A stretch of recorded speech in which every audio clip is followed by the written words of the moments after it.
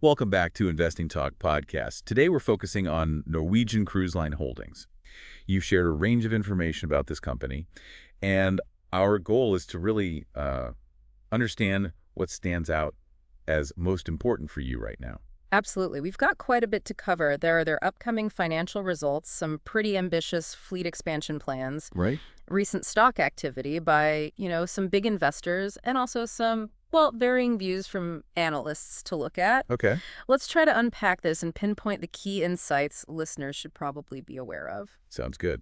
Okay, to get us started, maybe just quickly establish what this company's all about. Well, Norwegian Cruise Line Holdings operates under three main brands. You've got Norwegian Cruise Line itself, Oceania Cruises, and Regent Seven Seas Cruises. Okay, three distinct brands. Correct. And while their headquarters are based in the United States, their official domicile is actually in Bermuda. Interesting. And it sounds like they have a considerable footprint in the cruise industry. They certainly do. Their combined fleet consists of 32 ships currently. 32. Yeah, offering approximately 66,500 berths, and they sail to around 700 destinations globally. Wow, 700 destination. It's quite the network. And of course, they're publicly traded on the New York Stock Exchange. So a significant player, definitely. Now, you mentioned a new term event to watch is their upcoming financial results. That's right. This is coming up fairly soon. They're scheduled to release their first quarter 2025 results on April 30th. That's at 6:30 a.m. Eastern Time. Okay, early morning. And then following that, at 8 a.m. Eastern, they'll hold a conference call and webcast to discuss those results. Right. This is definitely a key moment for investors to pay attention to. Absolutely. Earnings reports often act as, significant turning points or indicators for a company's stock. Looking beyond this immediate report, though, it seems they have some pretty substantial plans for growing their fleet long term. Yes, and what's fascinating here is their long-term vision for expansion. They intend to add 12 new ships to their fleet by 2036. 12 new ships by 2036. Correct. This is a major undertaking. It's aimed at significantly increasing their overall capacity as part of their long-range growth strategy. That's quite a commitment over the next decade or so. What sort of implications should we be thinking about with an expansion of that magnitude? Well, if we connect this to the bigger picture, adding so many ships, it obviously has considerable implications for their future revenue generation capabilities. Right, more capacity, potentially more revenue. And their ability to capture maybe a larger slice of the cruise market. Of course, it also entails significant capital investment. That's the other side of it. No doubt. Now, pivoting slightly, it appears some large investment firms have been showing increased interest recently. Yes, this brings up an interesting point about, let's say, institutional confidence. Yeah. Wellington Management Group and AllianceBernstein have both recently acquired shares in Norwegian Cruise Line Holdings. Big names. They are. And moves like these by major investors can sometimes indicate, perhaps, a belief in the company's future potential. Almost like a signal of approval, maybe. Or at least interest. That's one way to interpret it, perhaps. These firms typically conduct pretty thorough research before making such substantial investments. Okay. But, it's important to remember that it's just one piece of the overall picture. Right.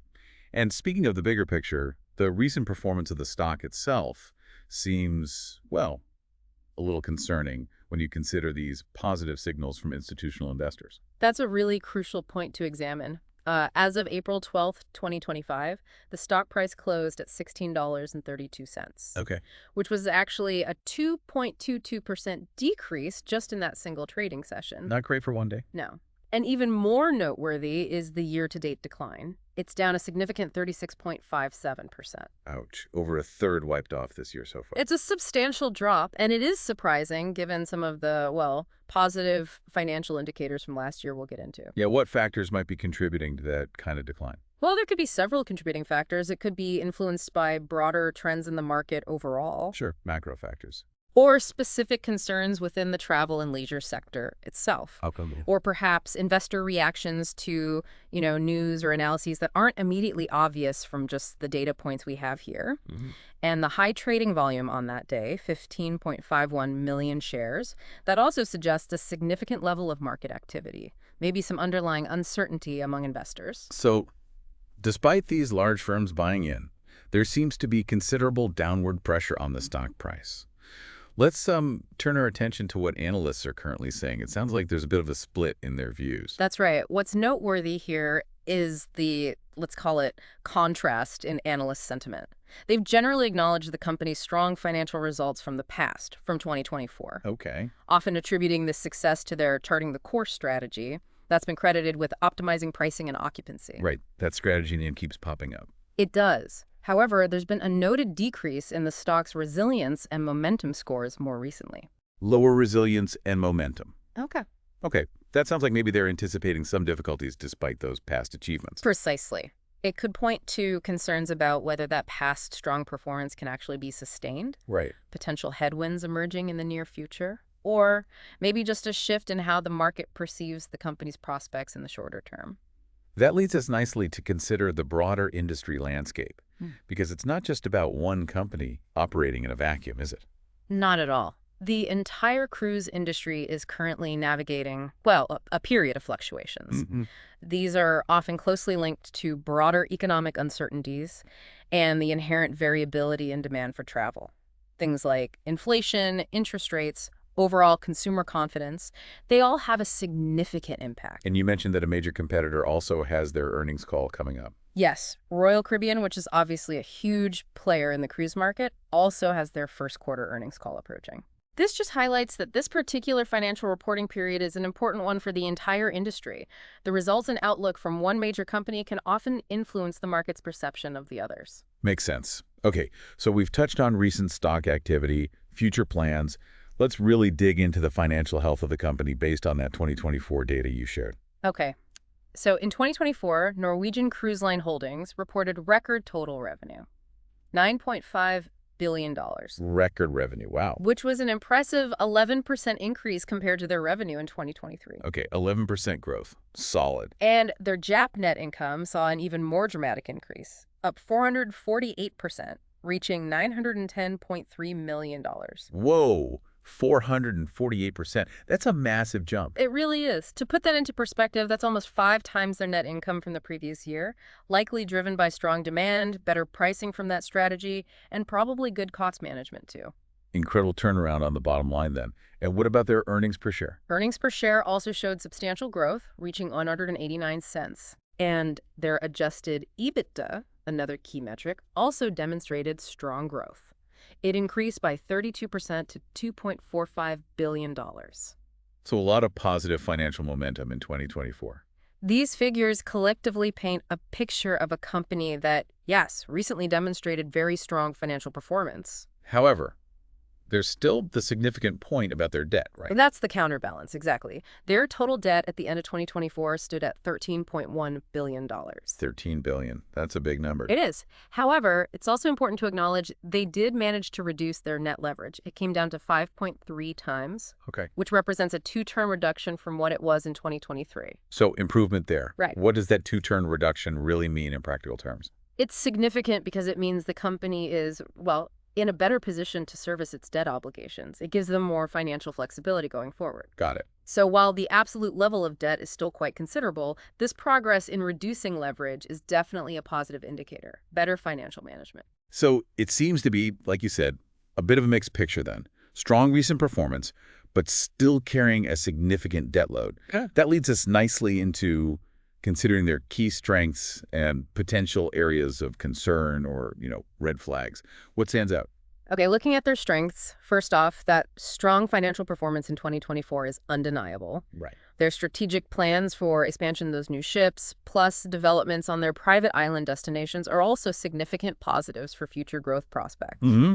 And as we just discussed, their active efforts to reduce debt and improve financial leverage, that's another key strength. Okay, clear strengths. And what would you identify as the potential red flags? Well, the most prominent red flag is certainly their substantial total debt, that $13.1 billion figure. Still looms large. It does. And while they're making progress, that level of debt still leaves them somewhat vulnerable, particularly to market volatility. Like what specifically? Like economic downturns or unforeseen global events such as health crises that could significantly impact travel demand. How might those specific factors impact their performance looking ahead if, say, an economic downturn hit? Well, an economic downturn could lead to a decrease in consumer discretionary spending. People cut back on vacations first, often. True. That would directly impact the demand for leisure travel, including cruises. And similarly, global health crises can lead to travel restrictions, a general reluctance to travel. We saw that very clearly. We certainly did. Both scenarios could put significant pressure on their revenue and overall profitability, making that high debt level more challenging to manage and service. That paints a clear picture of the potential challenges. Now, let's look ahead again. What are some of the key catalysts we should be watching for? Things that could drive future growth. A major catalyst, obviously, will be the actual delivery of those 12 new ships, scheduled between 2026 and 2036 across all three brands. Right, that staggered delivery. That significant increase in capacity provides substantial opportunities for revenue growth. Additionally, there are ongoing investments and enhancements in their private island destinations, like Great Stirrup Cay. Ah, yes, the private islands. Those are designed to enhance the guest experience, attract more passengers, drive onboard revenue, and ultimately improve customer loyalty. So those are some potential tailwinds for the future. What about the potential risks that could derail that outlook? Beyond the economic or health crises we mentioned. Well, as we touched on earlier, potential changes in regulations, particularly those related to environmental impact and sustainability. ESG concerns. Exactly. Those could lead to increased operating costs for the company. And just reiterate, broader market conditions, including potential economic recessions or future global health concerns, remain significant risks for the whole industry, including Norwegian. Okay, let's maybe delve a little deeper into some of those key financial metrics you mentioned earlier. Let's start with revenue growth again. Okay. We know they achieved that 11% increase in 2024. Looking forward, current projections estimate a revenue increase of approximately 7.46% for 2025. So growth slowing a bit from the record pace, but still positive. Yes, that would bring their total revenue to around $10.187 billion based on those estimates. And just for context, their compound annual growth rate, or CR, from 2021 to 2023 was a very strong 37.4%, but that reflects the big recovery phase. Got it. What about their profitability in terms of earnings per share, EPS? Their reported EPS for 2024 was $1.89. That was that remarkable 386% increase compared to the previous year. Huge jump. For 2025, analysts are currently expecting their adjusted EPS to be somewhere in the vicinity of $2.05. Okay, so continued growth expected, but maybe more moderate on a per-share basis. That seems to be the consensus expectation, yes. Continued, but perhaps more moderate growth. And how is the market currently valuing their earnings? What about the price-to-earnings ratio? The estimated PE ratio for 2025 is approximately 8.3 times. 8.3. How does that stack up? Well, when considering this, it's really important for listeners to compare this figure to maybe their historical average PE ratio and also, crucially, to the PE ratios of their main competitors, Royal Caribbean, Carnival. That gives better context for relative valuation. Good point. Context is key there. Now, their debt-to-equity ratio, you mentioned it stood out as being higher than the industry average. That's correct. Their debt-to-equity ratio is currently around 4.67. 4.67. Which is indeed higher than the average debt-to-equity for the cruise industry. That usually hovers around, say, 3.2 or so. Okay, so significantly higher leverage than peers. It reinforces the point about their significant debt obligations, yes. You also mentioned net cash from operating activities as a useful indicator, maybe a proxy for their free cash flow generation. Yes. For the full year of 2024, they reported net cash from operating activities of approximately $2.0 billion. $2 billion in cash from operations. It's a really important metric because it reflects the actual cash the company is generating from its core day-to-day business. Right. This cash flow is what they use to reinvest in the business, service that debt we talked about, and potentially pursue other opportunities. Okay. And finally, let's look at their returns on investment. Their return on equity was negative in 2023, but you said they showed significant improvement in 2024 with their adjusted return on invested capital. That's right. Their return on equity, ROE, in 2023 was negative 15.6%, which was below the industry average. Not good. However, their adjusted return on invested capital, or ROIC, for 2024 was a much healthier 10.9%. 10.9%. Big swing. A very significant improvement. It indicates they became much more effective in utilizing their invested capital to generate profits during that year. We also have an estimated price-to-book ratio for 2025 of about 3.14x, another valuation metric to consider. Okay, 3.14 price to book. So we see some key financial metrics showing positive trends, like that ROIC improvement in cash flow, despite the recent stock price decline. Let's consider what might give Norwegian Cruise Line Holdings a competitive advantage over some of its main rivals, like Carnival or Royal Caribbean. Well, I think their strong brand presence across those three distinct lines, Norwegian, Oceania, and Regent Seven Seas, is a significant advantage. Catering to different market segments. Exactly. It allows them to cater to a wider spectrum of travelers with different preferences and, importantly, different budgets. They also seem to have a continued focus on strategic cost management initiatives aimed at improving overall profitability. Furthermore, just their position as one of the leading companies in the global cruise industry, with a substantial market share that provides certain economies of scale and market influence. And how do they differentiate themselves? Well, while they directly compete with those major players, Carnival and Royal Caribbean Group, their diverse brand portfolio, and those ambitious fleet expansion plans we discussed earlier, those serve as key differentiators in the competitive landscape. It's interesting to see how they've positioned themselves within that competitive environment. What about current leadership? You mentioned the strategy name. Yes, the charting the course strategy, along with many of their recent financial milestones and strategic initiatives, have been under the leadership of Harry Sommer. He's the current president and CEO. His leadership appears to be playing a significant role in shaping the company's strategic direction and certainly influencing their recent performance. Finally, let's maybe wrap things up by looking at the overall valuation perspective and just reiterating some of the inherent risks that come with investing in a business like this. Okay. Well, first, it's important for listeners to be aware that Norwegian Cruise Line Holdings doesn't typically pay out dividends to shareholders. Oh, dividend income, right. Instead, they tend to reinvest their earnings back into the business, primarily to fund those future growth initiatives and the fleet expansion. Makes sense, given the plans. And as we've discussed throughout this conversation, the cruise industry as a whole is generally considered to be subject to a fair amount of volatility. It's cyclical. Definitely. Major risk factors, which are typically detailed in their SEC filings, include general economic uncertainty and downturns, fluctuations in the price of fuel, which is a huge cost, Big expense for cruise lines. and the ongoing possibility of changes in regulations, especially environmental ones, that could impact their operations and costs. So, taking all of this information into account, sort of synthesizing it, Yeah. what's the overall perspective here?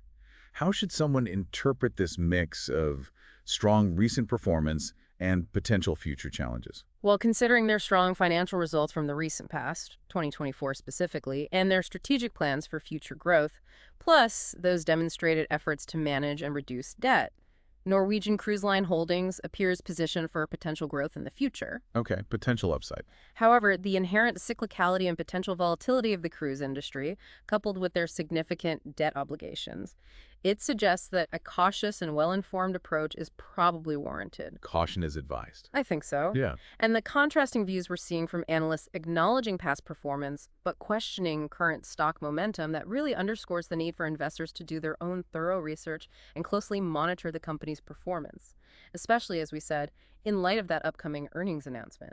So, looking at all the information you provided, it's really clear that Norwegian Cruise Line Holdings presents, well, a complex picture, a mix of strong recent performance and potential future growth, but alongside significant market and financial considerations. That upcoming earnings call, as you said, will be particularly informative. Absolutely. The fleet expansion and that focus on guest experience through things like the private islands, those are compelling narratives. But you can't ignore the debt level and the stock's recent, or rather sharp decline. Right. And those contrasting analyst views on past performance versus current momentum really do highlight the complexities at play here. It's not a simple story. No, definitely not. We hope this breakdown has given everyone listening a clearer perspective on the key aspects of Norwegian Cruise Line Holdings based on your sources. Hopefully this information provides a solid foundation for understanding the company right now.